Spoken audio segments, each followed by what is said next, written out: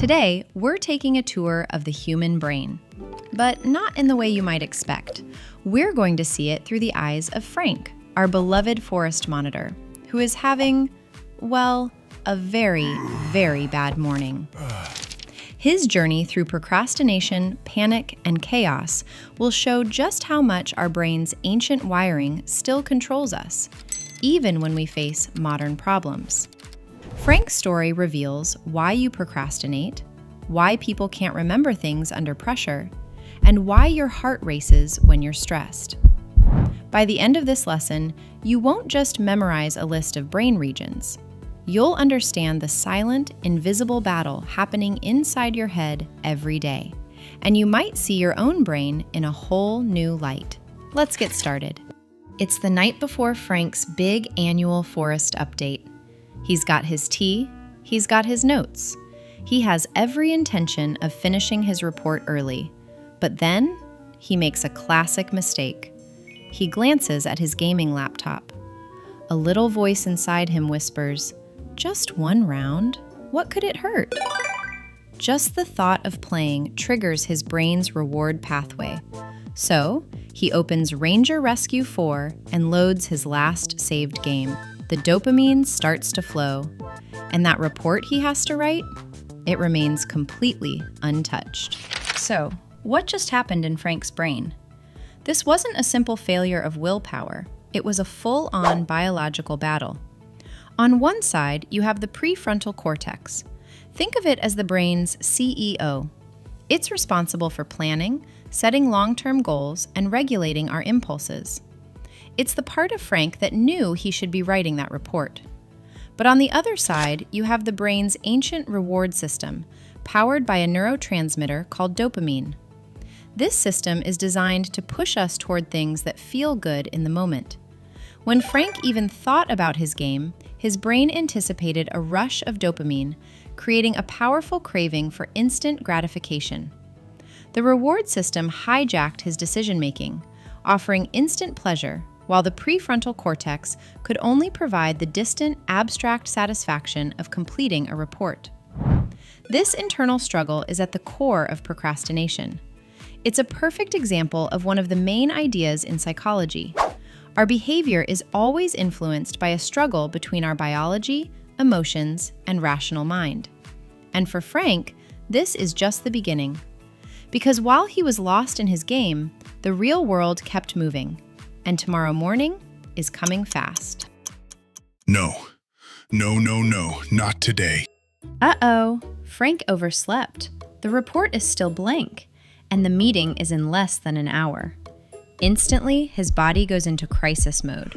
His heart starts hammering against his ribs, his breathing becomes short and shallow. He can already feel a nervous sweat breaking out on his fur. This isn't just stress. This is a full-blown physiological alarm. This sudden, overwhelming panic that Frank is experiencing is orchestrated by some of the brain's oldest and most powerful regions. First, the reticular formation, a network of nerves deep in the brainstem that acts like a biological alarm clock, shocks Frank into a state of high alert. Simultaneously, the brainstem, which controls essential functions such as heart rate and breathing, also kicks into high gear. But the real command center for this chaos is the hypothalamus. This tiny structure is the bridge between the nervous system and the endocrine system, and it has just unleashed a flood of stress hormones. This is the beginning of the famous fight or flight response. These ancient systems don't care about reports or meetings. Their only job is to keep the organism alive in the face of a perceived threat. To them, the danger of public humiliation at a forest meeting feels just as real as being chased by a predator. They are the brain's first responders, and they've just hijacked Frank's entire nervous system.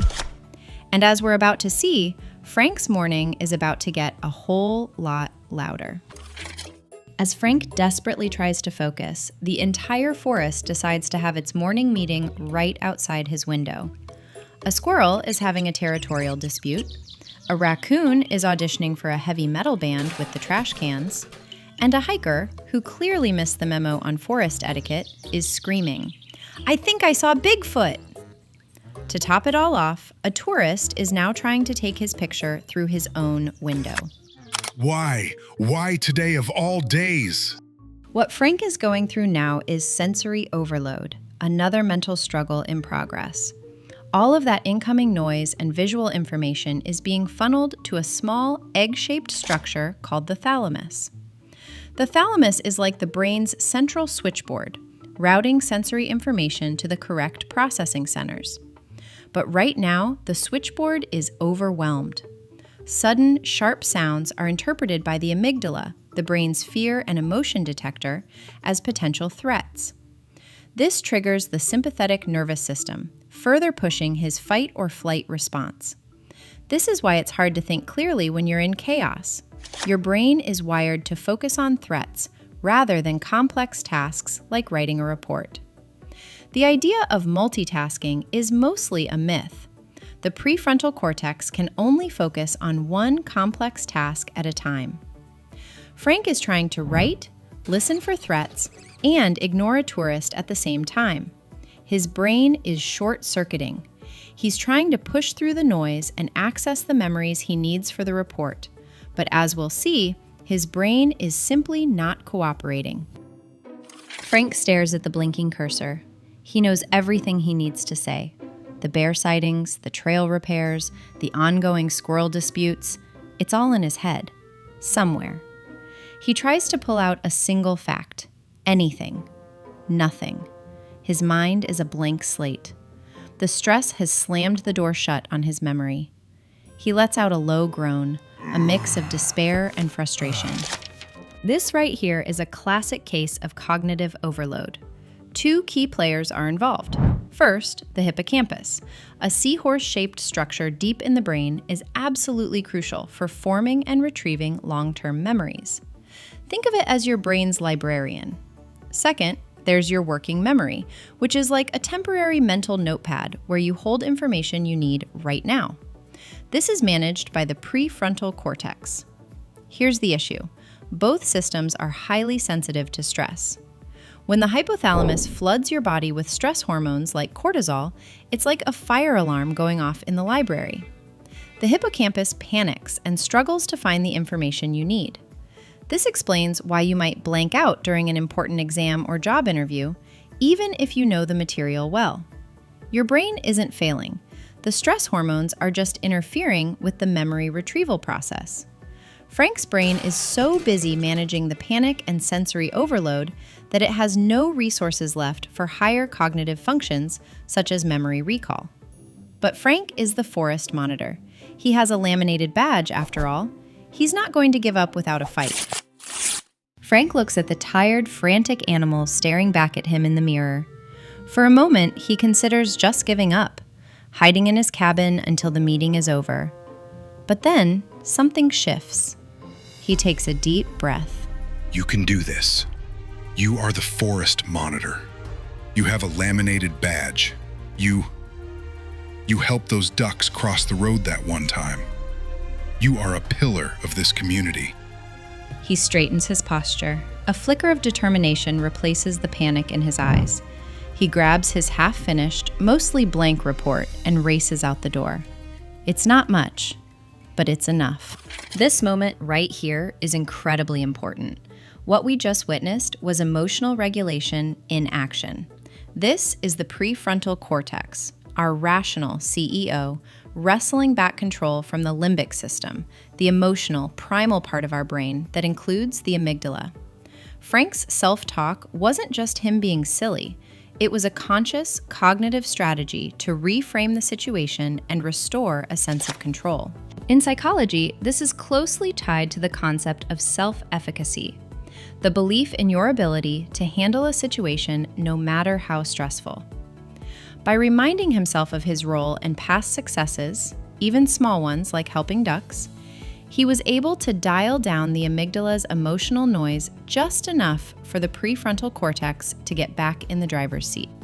He hasn't solved his problem, not by a long shot, but he has regulated his panic just enough to take action. And now, he runs. Frank sprints. He dodges those tourists who are now pointing at the sky, probably still looking for Bigfoot. He leaps over a small, yapping dog. He slides on a patch of loose gravel, arms flailing, but somehow stays upright. His breathing is heavy, his lungs are burning, but he keeps his eyes locked on his destination, the community center. He reaches the front door, skidding to a halt, with just 4 minutes to spare. This frantic sprint is a beautiful demonstration of the brain's motor systems working in perfect, high-speed harmony. First, the motor cortex, located in the frontal lobe, is the command center that initiates all voluntary movements. It's sending the signals that tell Frank's legs to run. But running isn't just about moving your legs. It's about balance, coordination, and constant adjustment. That's the job of the cerebellum, located at the back of the brain. The cerebellum acts like a powerful co-processor, fine-tuning every movement, helping him dodge that dog and correct his slide on the gravel. Meanwhile, his vestibular system, located in the inner ear, is feeding his brain with constant information about his head's position and movement, which is vital for maintaining balance. All of this is happening in fractions of a second, creating a complex symphony of sensory feedback and motor commands. It's why you can walk, run, dance, or, in Frank's case, sprint to a meeting you're completely unprepared for. Frank bursts through the doors. Every eye in the room is on him, including the whole town council and the other park rangers. He takes a moment, catches his breath, and clears his throat. Good morning. I'm here to present the annual forest update. Wildlife is, active.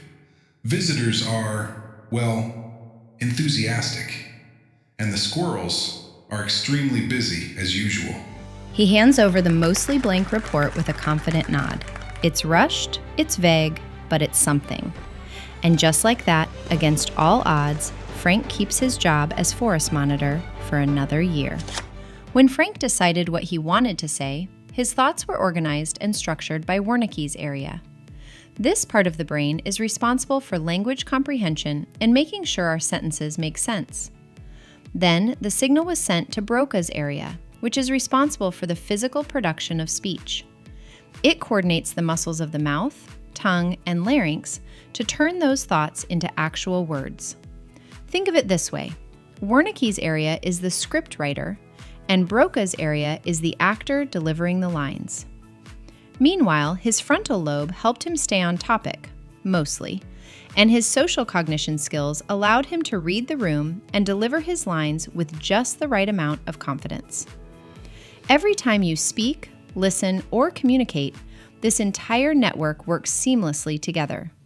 And with that, Frank's chaotic, yet surprisingly educational, tour of the brain is complete. Now it's time to test your knowledge with a Brain Busters quiz. Question 1.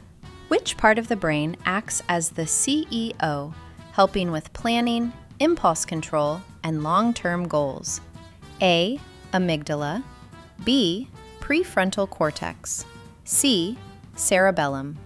Correct answer, B. The prefrontal cortex. This region helps you plan, think ahead, and manage impulses. Your brain's executive office. Question 2.